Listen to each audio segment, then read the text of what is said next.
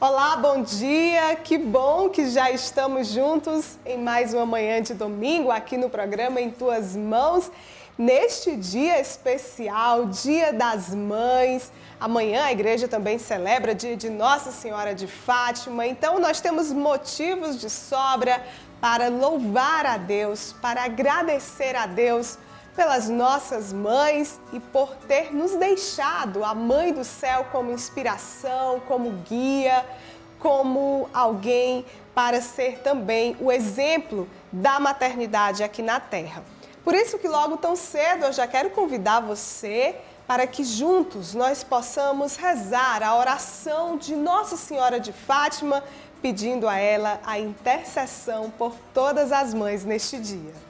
Santíssima Virgem, que na cova da Iria vos dignastes aparecer a 3 humildes pastorinhos e lhes revelastes os tesouros de graças contidos na reza do terço. Incutii profundamente em nossa alma o devido apreço em que devemos ter por esta devoção para vós tão querida, a fim de que, meditando os mistérios da nossa redenção, aproveitemos de seus preciosos frutos e alcancemos as graças que vos pedimos nesta devoção, se forem para a maior glória de Deus, honra vossa e salvação de nossas almas. Amém. E o movimento do Terço dos Homens já se prepara para mais um congresso que acontece agora neste mês de maio. Mas para que a gente possa ficar por dentro das informações a respeito deste evento, eu convido você a acompanhar esta entrevista.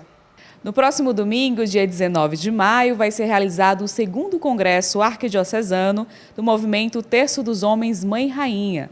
E sobre esse assunto, nós vamos conversar agora com Clorivaldo Neves, ele que é vice-coordenador arquidiocesano do Terço dos Homens. Seu Clorivaldo, seja muito bem-vindo ao programa Em Tuas Mãos. Obrigado, é com grande satisfação que nós estamos aqui em nome do Terço dos Homens da Arquidiocese de Teresina, a fim de falar desse grande evento que acontecerá no dia 19 de maio, aqui em nossa arquidiocese. Vamos começar, então, falando sobre como esse evento está sendo pensado, né? Como é que está sendo programado. Olha, em 2015 nós fizemos o primeiro congresso arquidiocesano e foi um sucesso total. E, na época, houve um pedido para que nós fizéssemos de 2 em 2 anos, mas, sob a orientação de Dom Jacinto, nosso arcebispo, juntamente com o Padre Gonçalo, nosso diretor espiritual, ficou definido que seria de 4 em 4 anos.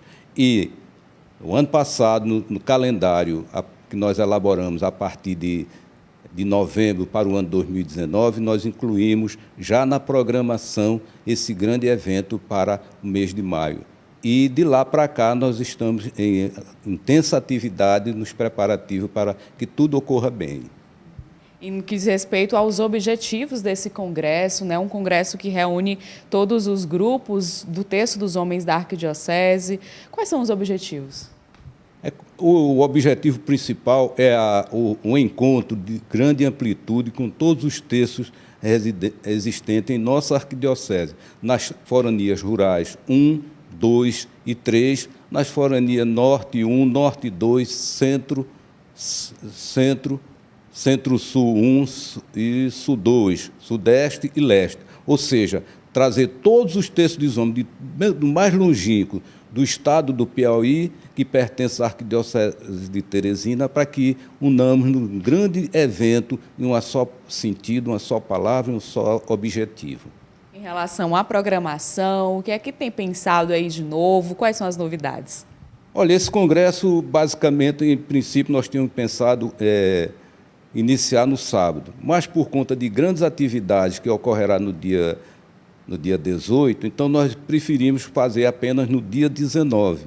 E, para isso, procuramos, sob a orientação do nosso pároco, Padre Gonçalo, que é o nosso diretor espiritual, e nós chegamos à conclusão, com inspiração do Divino Espírito Santo, fizemos essa programação que atende todos os anseios do nosso objetivo. Clorivaldo, quais são as expectativas de participação do público do Terço dos Homens nesse congresso?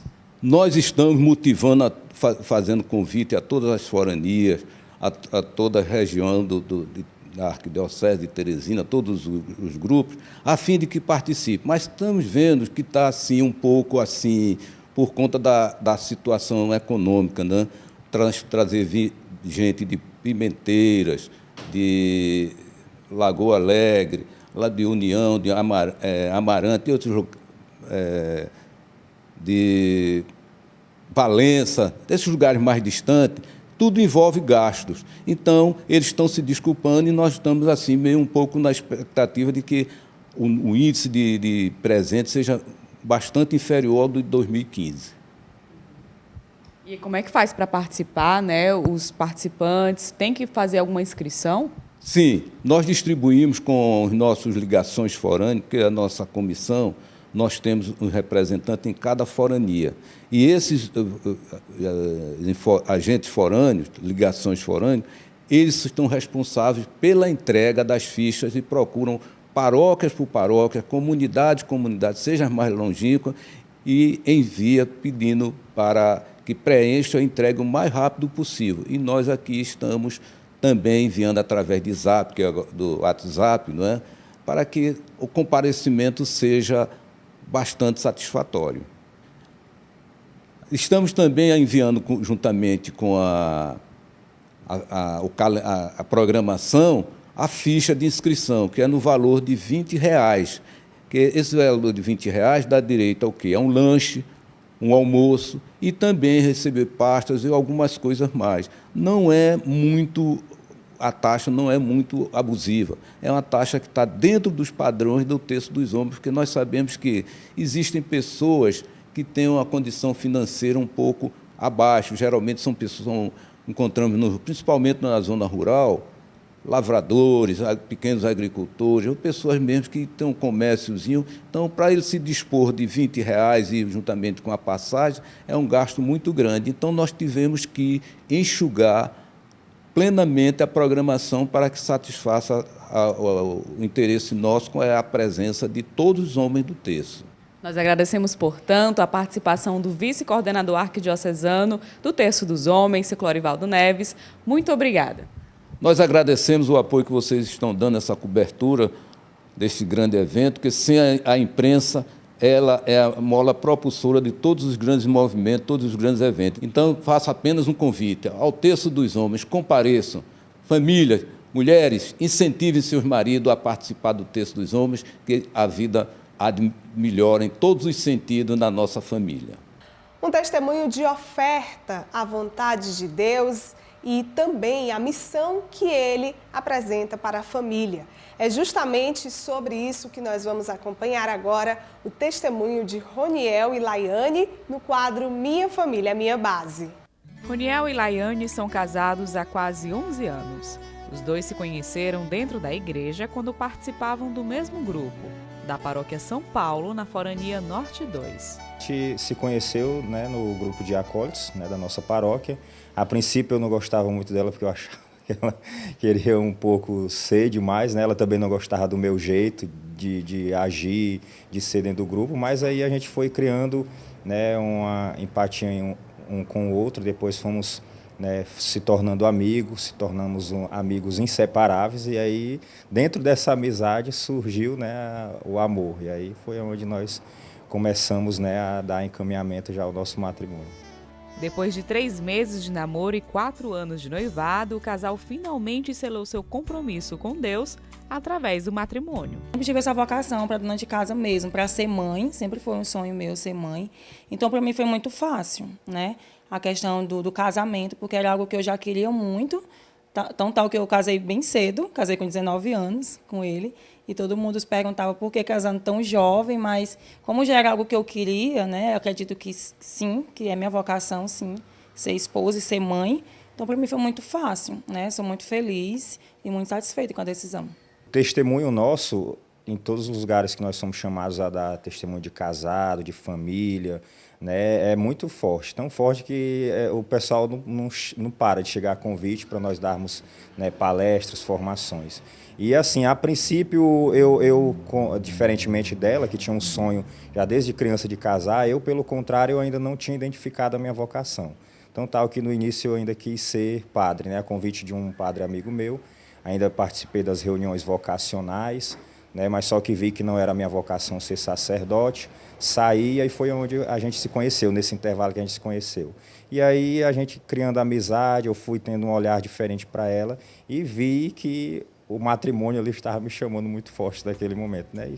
E o fruto dessa união é o pequeno Paulo de Tarso. O nome foi escolhido pelo pai em homenagem ao padroeiro de sua paróquia. Como eu já sou da paróquia São Paulo, já desde o início, conheço bem a história dele, do padroeiro da minha paróquia, e eu disse, rapaz, eu acho que Paulo de Tarso, esse daí é o nome. Justamente homenageando São Paulo por conta da vivência dele. Eu queria que também meu filho fosse como São Paulo, né? Pessoa guerreira, batalhadora, que não tivesse medo de nada. Dentro da igreja, o casal assume várias missões: pastoral da liturgia, catequese, SC, dentre tantas outras. E tudo é vivido e compartilhado em família. Uma forma também de conduzir o filho no caminho da fé cristã. A gente não cria um filho dentro de uma bolha, né? A gente ensina o que a gente tem que ensinar em casa, a gente educa na nossa fé, né? Então, tal que desde cedo nós batizamos ele bem cedo, ele sempre nos acompanhou e nos acompanha na igreja, em tudo que fazemos. Nós sempre o levamos, mas fazemos o que podemos, né? Tentamos educar na fé, né? Ensinando aquilo que a gente acredita e levando ele sempre com a gente. E assim como os pais, o filho Paulo de Tarso já desenvolve alguns dons na liturgia. Em nome do Pai, em nome do Filho, em nome do Espírito Santo.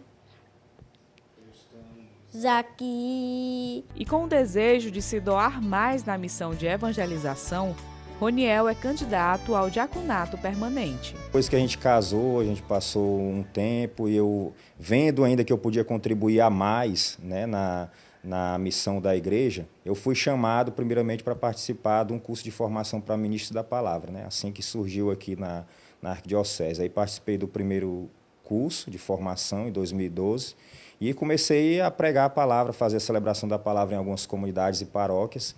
E aí me despertou um interesse maior ainda de estar ajudando mais, né, a minha igreja, né, que sempre contribuiu na minha família. Eu estudei um pouco sobre o diaconado permanente e algumas coisas lá eu me identifiquei. Eu disse, é aqui onde eu realmente estava procurando há anos atrás, antes de me casar. Então eu quero ser diácono. Aí comecei a trabalhar, a estudar isso, ver com o meu pároco isso, até dele abrir a inscrição aqui para a turma de número 6, onde o padre Oswaldo, que era o pároco anterior ao ano passado que estava aqui, me indicou, né? E aí estamos nessa caminhada, já há 1 ano e meio de formação. A presença de Nossa Senhora é muito forte na vida da matriarca. Depois de ter vivenciado uma experiência com o filho, Laiane sentiu a necessidade de se aproximar mais da Mãe de Jesus. Está com alguns anos, mais ou menos há 2 anos atrás, né, nós tivemos um problema espiritual com o nosso filho. Nós estávamos em casa, ele, o pai dele e um compadre nosso, e ele meio que ficou assustado e disse que estava vendo coisas, né, que estavam vendo outras coisas. Ele estava muito assustado, ele chorava e ele não queria ficar no meu colo, né, ele não me reconhecia. E nós entramos no momento de oração nesse momento, um momento de oração que foi muito forte. E por um instante eu quis perder a minha fé, né? Eu desacreditei, eu fiquei desesperada, o desespero tomou conta de mim, né? Porque eu sou mãe, eu vi meu filho chorando no meu colo e eu não entendia o que estava acontecendo, mas o meu esposo, ele foi forte nesse momento.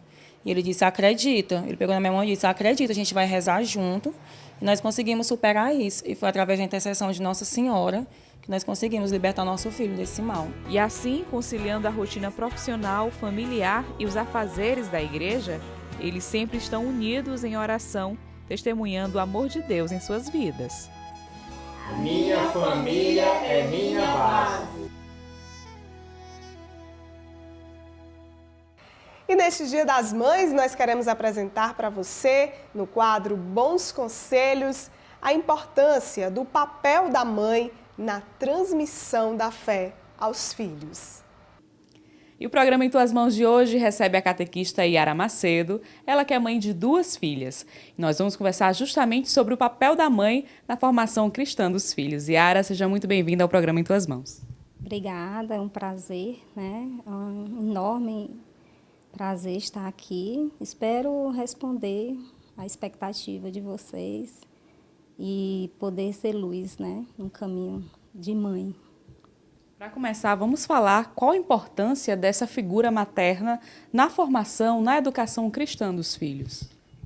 A importância é fundamental, né? A mãe é tudo, né? No nosso lar, na educação dos filhos, no crescimento espiritual, na força do dia a dia, né? E principalmente na fé, né? Dos seus filhos, na formação de mãe, né? A importância é a exemplo de Maria, que é a nossa discípula, né? Mãe fiel e amada. Com ela que eu pego minhas forças, entrego minhas dificuldades e vou seguindo, né? Dia a dia. E como educar os filhos para Deus, né? Nos caminhos de Deus, nesse mundo tão complicado, tão cheio de opiniões diferentes? Como educar os filhos nesse caminho da fé cristã? Não é fácil, é difícil, mas não é impossível. E eu costumo dizer que Maria, né, ao nosso lado, e Deus é maior.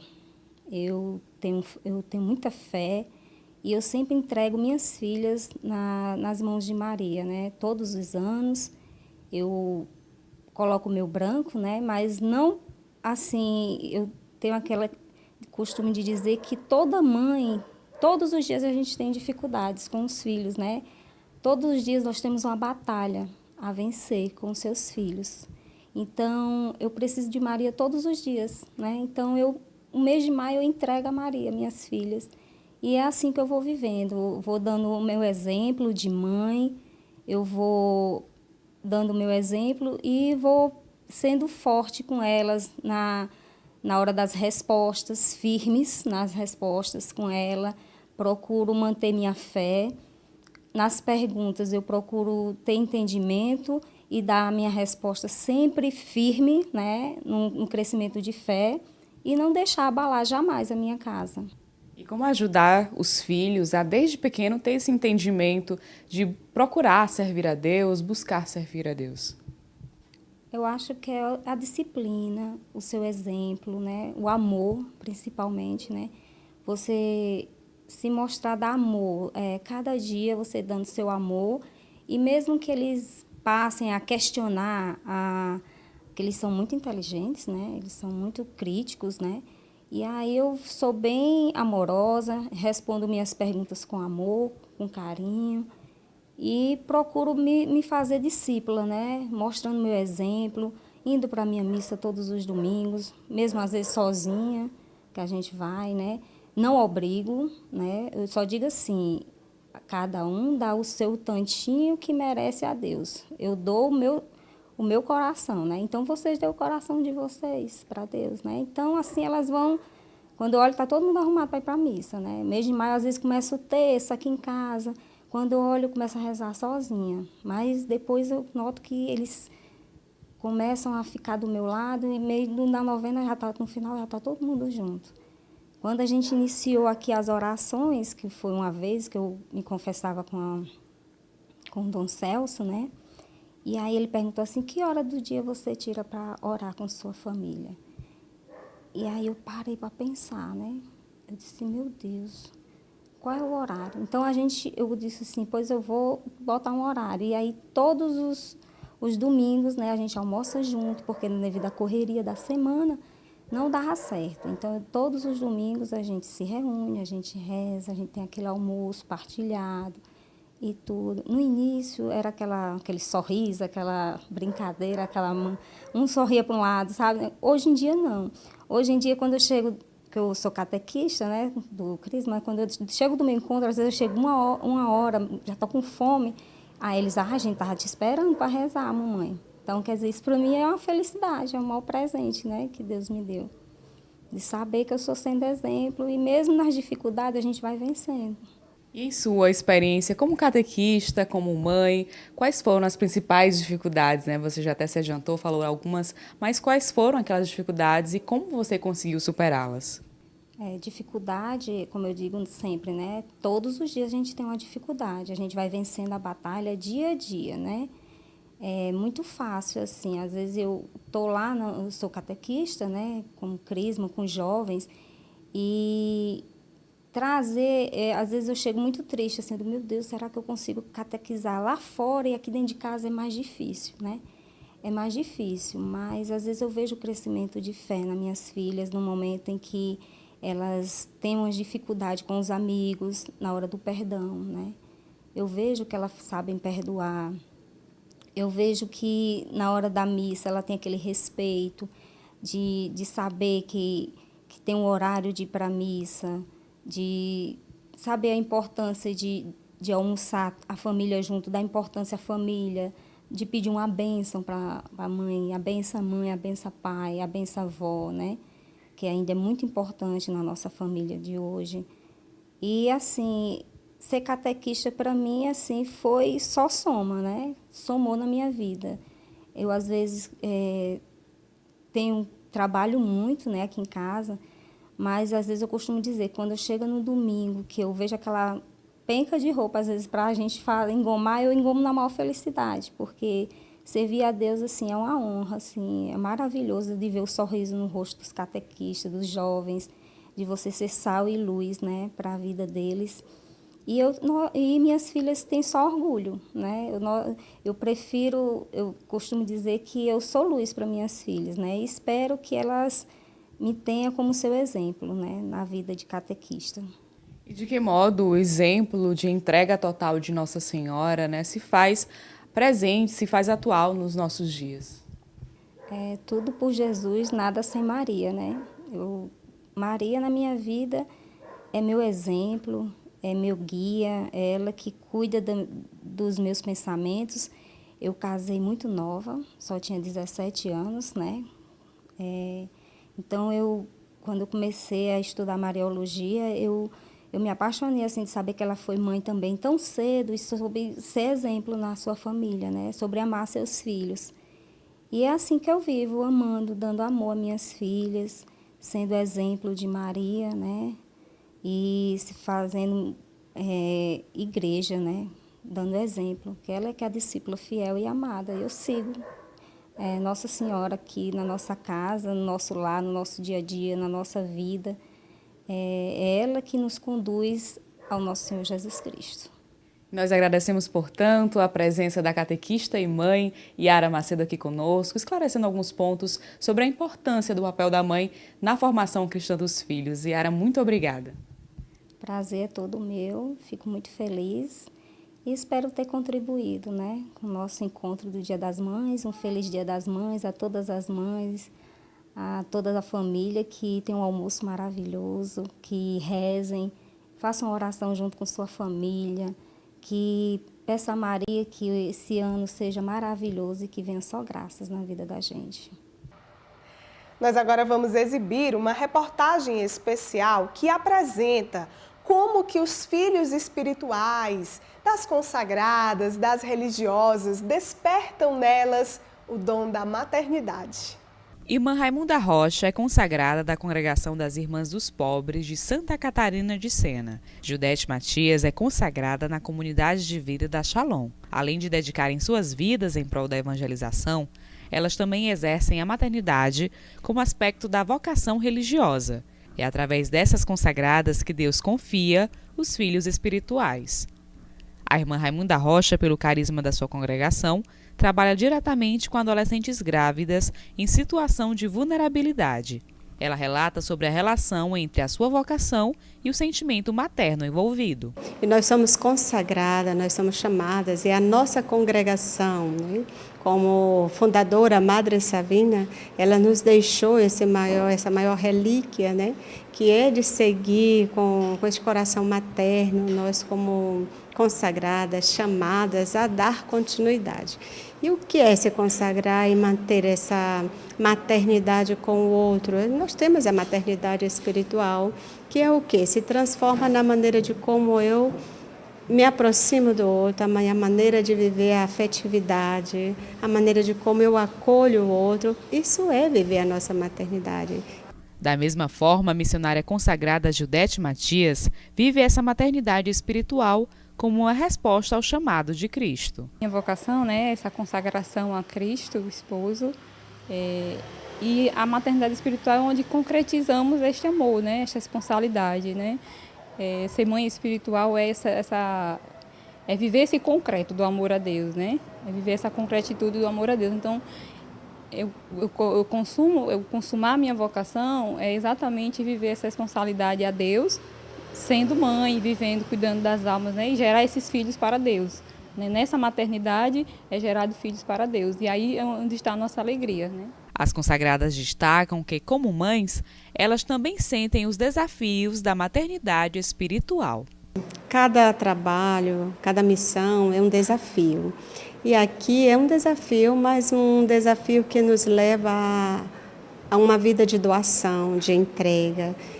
Posso até dizer de encontro permanente, e é um encontro permanente com Deus, né? Através desse desafio que vai se transformando cada vez mais na minha entrega, né? E na entrega daqueles que trabalham, daquelas que trabalham aqui, que formamos a equipe, né?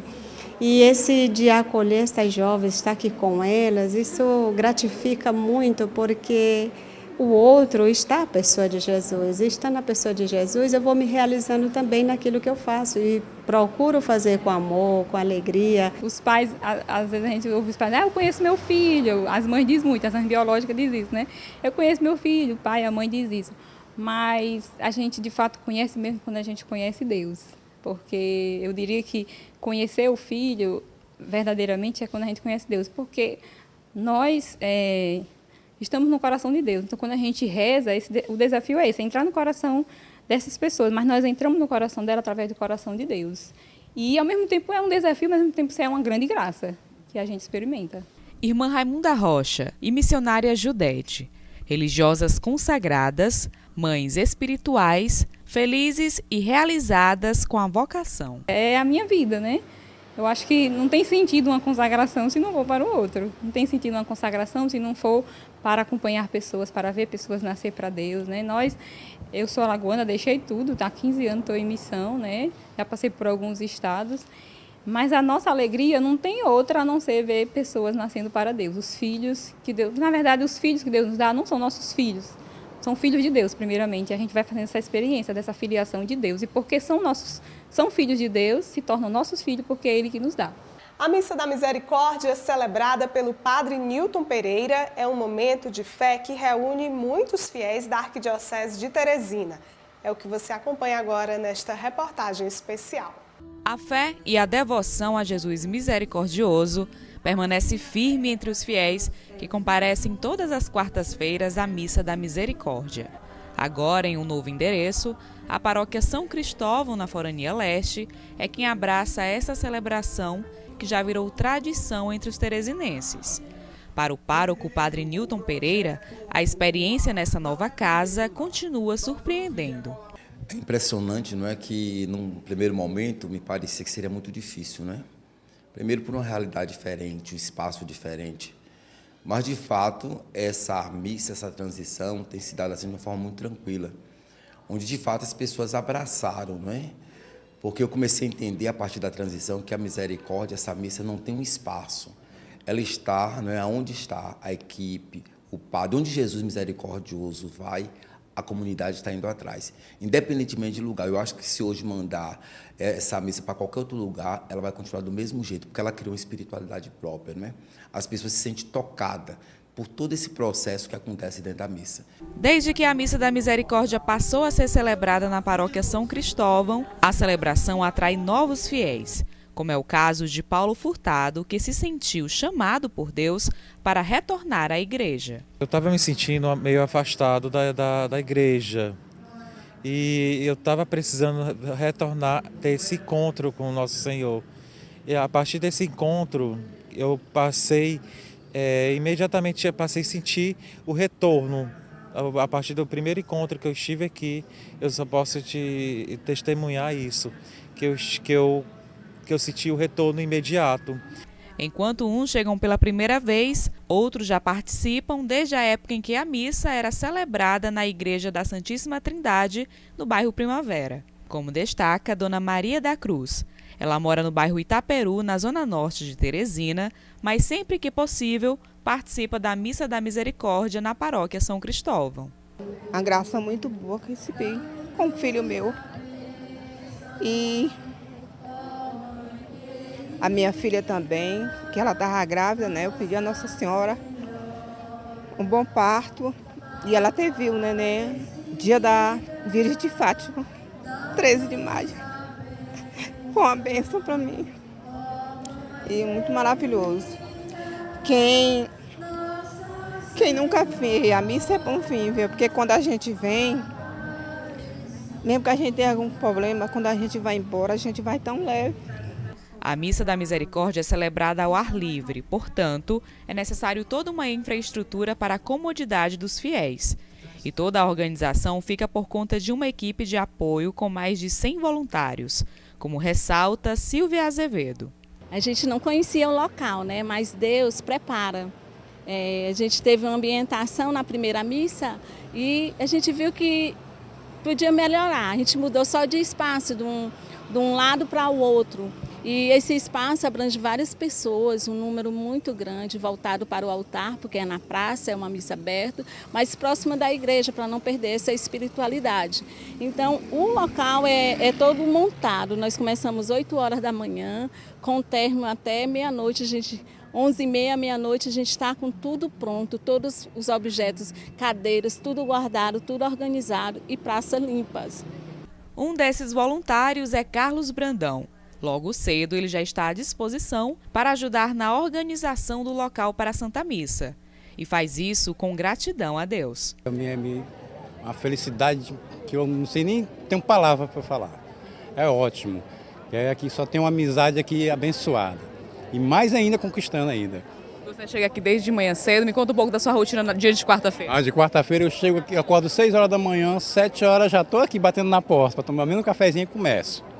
Aí cadeira, mesa, essas colunas, tudinho aqui, ajuda as meninas, que são 2 homens e 2 mulheres e nós na luta aqui. Mas é bom. Os paroquianos também aderiram à Missa da Misericórdia e servem com orgulho e gratidão. Membro da Pastoral da Acolhida, Danda Oliveira faz questão de falar como a celebração é importante para a sua vida. Receber a Missa da Misericórdia aqui no São Cristóvão tem sido uma graça. Acho que uma bênção cotidiana para todos nós.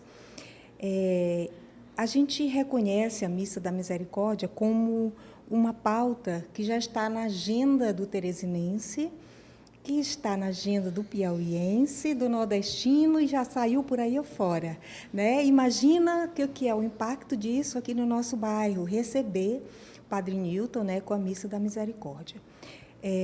Eu já assistia antes, né, acompanhava, e hoje eu já sirvo, estou servindo já na Missa da Misericórdia com muito prazer. E para a gente, a Missa da Misericórdia, ela tem um significado cristão muito forte, devido à presença divina, né? A vivência da presença divina na própria Missa da Misericórdia. E o Padre Newton convida as pessoas que ainda não conhecem a Missa da Misericórdia para experimentarem de perto da misericórdia de Deus através da celebração. Então a Missa da Misericórdia continua a mesma, só mudou de lugar, não é? Nós estamos aqui no Balão do São Cristóvão, na Paróquia São Cristóvão, e você é nosso convidado. A gente venha experimentar essa misericórdia de Deus, participar às quarta-feiras conosco. Mas, como eu sempre digo, não esqueça que no domingo é na sua comunidade, é na sua paróquia. Porque não basta viver a misericórdia na quarta-feira e não dar testemunho na sua comunidade. Cuida de mim! Vou balançar as luzes! Amém! Viva Nossa Senhora! Viva todas as mães! Nós vamos conhecer agora um pouco da história como escritor do Padre José de Anchieta Arraes. Desde o início da sua caminhada rumo ao sacerdócio, o Padre Anchieta Arraes teve interesse pelos estudos relacionados à filosofia.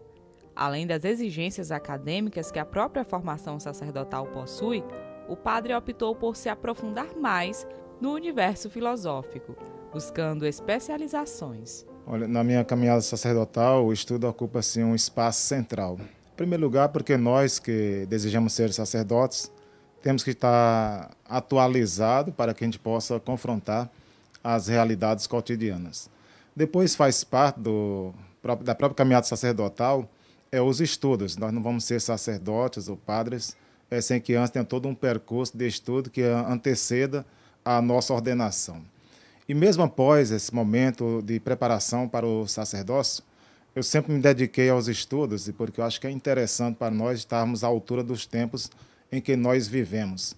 E por isso eu procurei como fazer especialização, fazer o mestrado, doutorado, ou seja, sempre dei continuidade aos meus estudos, justamente porque eu acredito que para que nós possamos falar a linguagem da sociedade atual, é necessário que nós estejamos à altura do momento em que nós vivemos.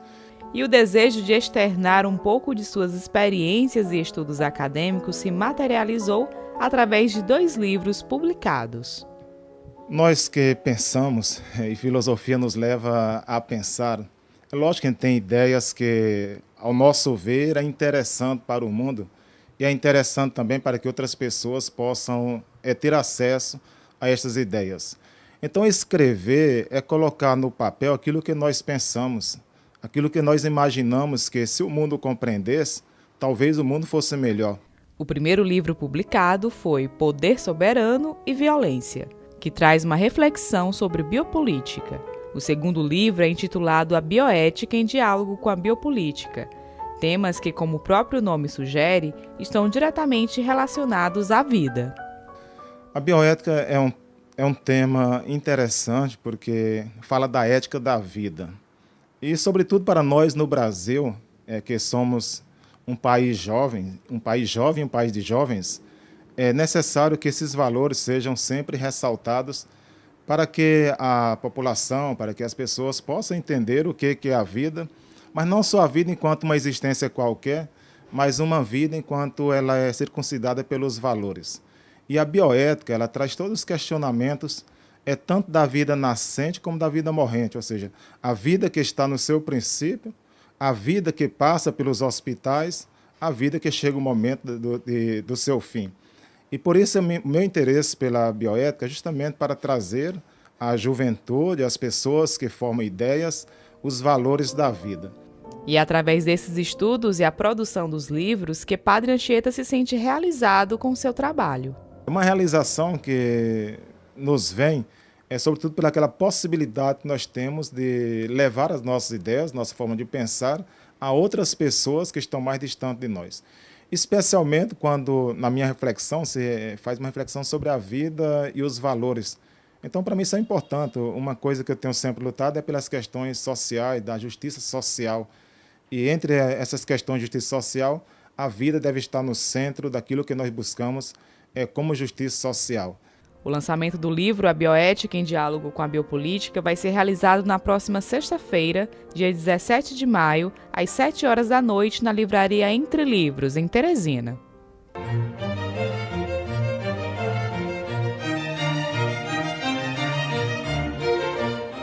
Meus amados e amadas, se todo dia eu tenho um grande prazer em conversar com vocês, imagine no dia de hoje, 12 de maio de 2019. Hoje nós celebramos Domingo do Bom Pastor. É também o Dia Mundial de Orações pelas Vocações e é também o Dia das Mães. É muita coisa, beleza. Mas vamos ouvir um pequeno trecho do Evangelho que nós encontramos em São João. Naquele tempo, Jesus disse: as minhas ovelhas escutam a minha voz. Eu as conheço e elas me seguem. Eu dei-lhes a vida eterna e elas jamais se perderão. Jesus é o bom pastor. Ele cuida de nós como a galinha cuida dos seus pintinhos. O bom pastor nos conhece a fundo. Ele sabe dos nossos desejos, dos nossos sonhos e dos nossos projetos. E o bom pastor nos ama a cada um de nós como nós precisamos ser amados e como se fôssemos a única pessoa do mundo. Jesus é o bom pastor E assim como Ele nos conhece, nós precisamos seguir a sua voz.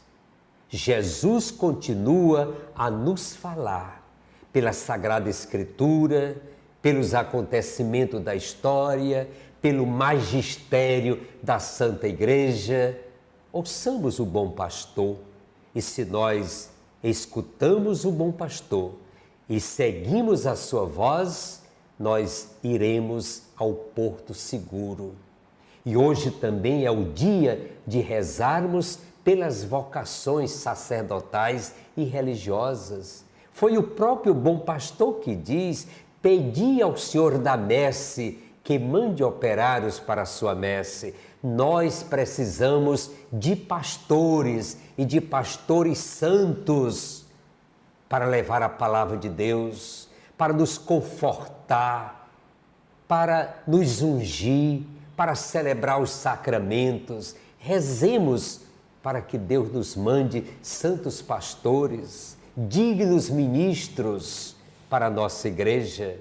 Vamos olhar para o seminário, vamos rezar pelos nossos seminaristas, vamos olhar para os nossos padres, tão pecadores quanto vocês. A diferença é a meu respeito, que eu sou pior do que todos. Mas rezemos pelos nossos sacerdotes, rezem por mim, rezemos pelo nosso arcebispo e, sobretudo, rezemos pelo Papa Francisco. E quero deixar também o meu abraço de carinho para as mães, a minha bênção para as mães. Todo dia é dia das mães, mas hoje é especial. E sabe como é que eu poderia traduzir quem é uma mãe mesmo? Ela é a mais perfeita expressão materna do amor de Deus. Ninguém aprendeu tanto a amar como Deus amou, como as nossas mães. Que elas sejam abençoadas e sejam amadas nas suas famílias, no seio da igreja e por toda a sociedade. Felicidade, parabéns e muito obrigado.